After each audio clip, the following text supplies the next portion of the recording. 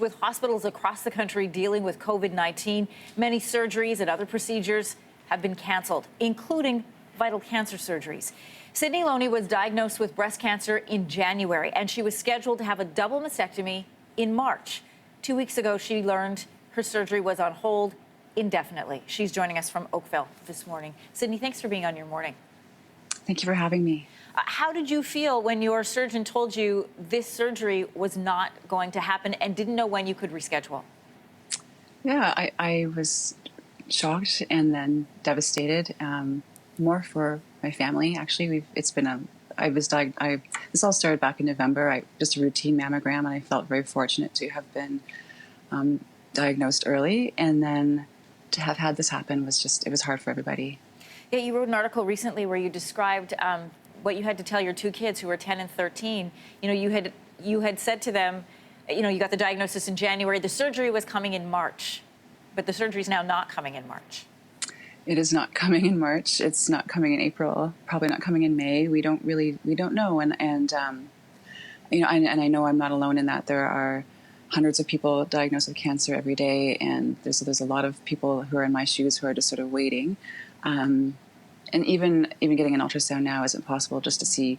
I was hoping to see how far my cancer had progressed, and we don't know because I was also told there are no ultrasounds being booked until May or later.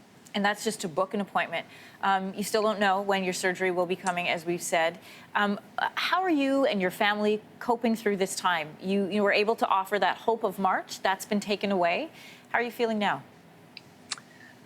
It's difficult. It is a stressful time anyway, and we had been, for months. My children we didn't talk about my cancer much. I tried to keep it sort of out of our day to day, but it's sort of been hanging over us, and now it's really hanging over us. And I had promised them, don't worry, in March this is going to happen and everything will be fine. And now it's not. So it's, we have conversations. They ask me a lot of questions. My daughter in particular is quite upset and worried, and so I just still try to keep reassuring them as much as I can, and we're just sort of taking it day by day. You, like so many moms, have sort of two versions of events that we tell our kids. There's the ones that we tell them to give them hope, and then there's the feelings that we keep inside for ourselves. How are you feeling inside? Not amazing, but I'm trying to, again, be as hopeful as I can, because I think that, there's no point in being otherwise at this point. Yeah, it's difficult though. Well, our thoughts are with you and so many thousands of patients who are in a similar position. Thank you for sharing your story with us on Your Morning. My pleasure. Thanks for watching. If you like this, be sure to subscribe here. And you can check out more Your Morning videos right here.